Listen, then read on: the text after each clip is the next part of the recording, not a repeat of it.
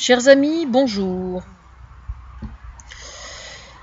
Aujourd'hui, je vais vous parler de ce qui est en train de se passer aux États-Unis en ce moment. Je veux parler de ce qui s'est passé à Ferguson.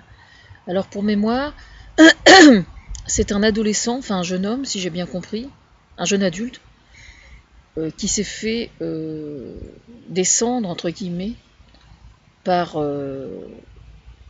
quelqu'un de la gendarmerie, enfin de la police. Alors il y a le chef de la police locale qui a été changé et il y a eu un noir qui a été mis à la place dans le but de calmer les esprits. Alors bien sûr, moi je suis tout ça depuis que c'est arrivé, depuis quelques jours, et je suis bien évidemment très inquiète. Je le suis d'autant plus que la fois d'avant où il y a eu un noir qui a été tué par un gendarme, enfin par un flic là-bas, qu'il a été acquitté, si mes souvenirs sont bons. J'entendais les chiffres ce midi à la télévision, et il semblerait que ça arrive quand même assez souvent. Donc il y a quand même un vrai problème.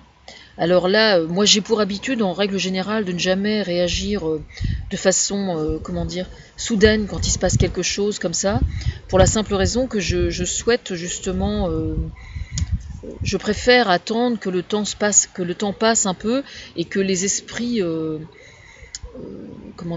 qui ont tendance à réagir de façon épidermique justement, se calment.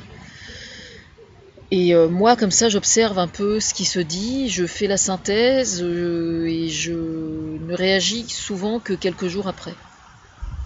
C'est pas systématique bien sûr, mais assez souvent j'aime bien procéder comme ça.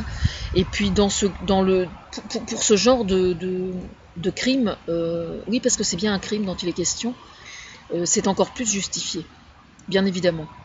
Alors effectivement, je n'ai pas la peau noire, pour ceux qui n'auraient pas vu. Par contre, je suis à l'origine du fait que François Hollande soit parti faire la guerre en Afrique, effectivement. Parce que contrairement à Nicolas Sarkozy, François Hollande sait pour quelle raison nous sommes partis faire la guerre en Afrique, alors que Nicolas Sarkozy, lui, ne savait pas. Voilà. Le peu de choses qu'on avait à voir avec l'Afrique, il ne savait pas pourquoi. Ou ailleurs, d'ailleurs. Enfin bref. Toujours est-il que... en fait, j'ai plein de choses à dire sur le sujet. Je vais essayer donc de ne pas en oublier. Alors, je vais déjà parler de ce qu'on appelle en France, nous, le délit de faciès. Le délit de faciès, qu'est-ce que c'est? Ça veut dire que quand un jeune ou un moins jeune se promène dans la rue, statistiquement, on va lui demander plus souvent ses papiers qu'on ne va le demander à quelqu'un d'autre. Alors j'imagine que, en fait, partout dans le monde, ça doit être à peu près la même chose. Très probablement. Et donc aux États-Unis aussi. Donc, bien sûr, je comprends que y a des blancs qui doivent se dire bah oui, mais enfin, statistiquement, ils sont plus responsables de crimes, etc. Oui, enfin, bon. Essayez de vous mettre un peu à la place de quelqu'un qui a la peau noire, qui a une notion du bien et du mal tout à fait respectable, qui est quelqu'un de cultivé, qui est quelqu'un qui a fait des études, enfin, pas de la merde, quoi, hein. Vous voyez, quelqu'un qui tient la route. Et le mec, on lui demande ses papiers 5 ou 6 fois plus que quelqu'un d'autre. À un moment, il y a de quoi être irrité un peu quand même, hein, je pense. Hein. Enfin, moi, je le serais, hein, personnellement. Hein. Et peut-être que j'ai la peau noire en dedans, hein, sans vouloir parodier qui que ce soit. Enfin, oui, Nougaro, bien sûr. Mais pour en revenir à ce crime en particulier, j'ai vu l'autre jour, justement, à la télévision, le film... 12 Years a Slave. Alors, pour information, c'est moi qui suis à l'origine du fait que ce film ait été fait, en fait. Enfin, je suis à l'origine de beaucoup plus de choses que ça, mais il se trouve que ce film-là n'aurait pas été fait si je n'étais pas là. Voilà. Alors, pour information, quand j'ai vu ce film, pour ceux qui l'ont vu, il y a une jeune fille noire qui demande à son ami donc, de la tuer, tellement les souffrances qu'elle a endurées sont terrifiantes. Et vous savez ce qui s'est passé à l'issue du visionnage de ce film? Eh bien, j'avais le blanc de mon œil qui était rouge. Je vous jure que je vous mens pas, c'est la stricte vérité. Je l'avais remarqué, bien sûr. Pas entièrement, hein, juste une tache de 4 ou 5 mm², quoi. Et j'ai ma fille qui est venue me voir d'ailleurs quelques jours après, et elle m'a dit, mais tu as remarqué que tu avais une tache rouge sur le blanc de l'œil? J'ai dit oui, j'ai remarqué, mais je savais évidemment d'où ça venait. Je ne pense pas qu'il soit nécessaire que je développe. En fait, aux États-Unis aujourd'hui, il se passe la chose suivante.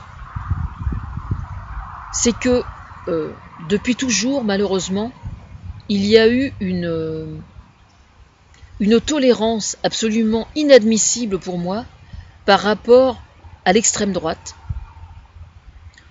Sous couvert de liberté d'expression, on a toléré que l'extrême droite aux États-Unis, c'est-à-dire idéologiquement les descendants du Ku Klux Klan, oui, j'ai lâché le mot. J'ai bien dit idéologiquement les enfants spirituels du Ku Klux Klan ont tout simplement tous les droits. Voilà. Sous couvert de la liberté d'expression, on les laisse en fait complètement... J'avais vu un reportage à la télévision française qui avait été fait justement là-dessus, sur l'extrême droite aux États-Unis, et les mecs, ils distribuent des tracts dans la rue, c'est-à-dire des tracts où ils prônent la violence, où ils prônent l'autodéfense, où ils prônent le racisme, etc., etc., etc. C'est-à-dire qu'on considère que le racisme est une valeur tout à fait respectable. Alors, il est vrai que nous, en tant que pays humaniste de tout premier ordre, même si nous ne sommes pas les seuls et que nous n'avons pas effectivement le privilège d'être, comment dire, nécessairement les plus représentatifs sur le secteur de l'humanisme, mais il n'empêche que nous, on a quand même, depuis la Révolution française, liberté, égalité, fraternité comme slogan qui représente la France, et ça n'est pas un hasard. Et c'est pas liberté, égalité, fraternité, mais ça dépend de la couleur de peau. Non, il n'y a pas de couleur de peau. Donc, voilà. Donc, à ce titre, je considère qu'on est en droit de donner des leçons, et d'ailleurs, je ne m'en prive pas. Voilà. Donc, chez nous, figurez-vous qu'il existe une loi qui interdit de faire la propagande d'idées xénophobes et racistes. Alors, effectivement, le problème, qui est un problème extrêmement important, consiste à bien nuancer à partir jusqu'où peut-on tolérer par exemple de voir des vidéos racistes et xénophobes sur internet, et à partir de quel moment peut-on considérer que ça constitue une forme de propagande et que donc on doit l'interdire. C'est effectivement un problème absolument crucial.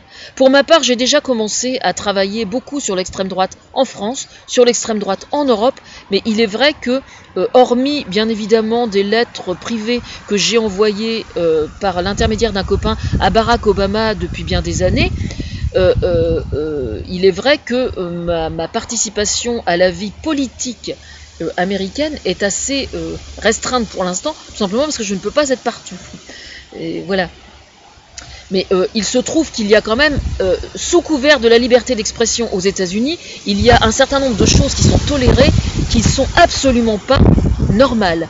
Notamment au niveau de la liberté de culte, sous couvert de la liberté de culte, on laisse n'importe quelle secte qui achète aux États-Unis une parcelle de terrain, il installe son église, il utilise la manipulation mentale pour recruter des adeptes, et vous avez affaire à n'importe quoi. C'est extrêmement important de bien faire la différence entre une religion et une secte. Vous voyez ? Par exemple. Alors pour information, je vous signale quand même qu'il y a qu'aux États-Unis qu'on a vu par exemple des gourous qui avaient donc la prétention évidemment qui par le biais de la manipulation mentale, exactement comme font le djihad en fait, hein, c'est exactement la même chose. J'ai parlé de ça sur mon blog il y a quelques jours. J'ai démonté le mécanisme selon lequel les chefs spirituels du djihad et du Mossad interviennent auprès des adolescents et des jeunes pour recruter leurs soldats. Et donc j'ai fait ça, il faut le traduire quoi évidemment, parce que je suis pas... En fait, un des problèmes que j'ai avec les États-Unis, c'est tout simplement que je parle anglais, mais je parle assez mal anglais, je le comprends surtout très mal. Donc évidemment, j'ai un copain qui me mettait à une époque beaucoup de vidéos en anglais. Le problème c'est que je me décourage parce que je n'ai pas une pratique de l'anglais suffisamment forte. Voilà. Je suis désolée, je me sens terriblement coupable, mais je ne peux pas être partout non plus. Voilà. Toujours est-il qu'il y a donc aux États-Unis, quoi qu'on en dise, il y a une extrême droite qui est extrêmement néfaste. Et je pense, moi personnellement, qu'au sein de la police américaine, il y a un véritable problème, effectivement. Ça fait absolument aucun doute. Je pense que sur le plan idéologique, il y a des enfants spirituels du Ku Klux Klan qui sévissent encore. Voilà. Je n'ai pas à en dire plus. Ça n'est pas à moi de.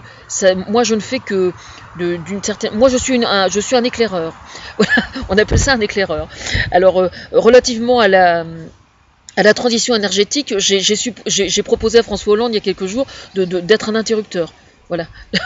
J'allume la lumière, je l'éteins et voilà. Non, je ne vais pas vous dire ce que j'ai dit à François Hollande, c'est entre lui et moi. Voilà. Je suis très attentive à ce qui se passe là-bas, comme partout ailleurs dans le monde.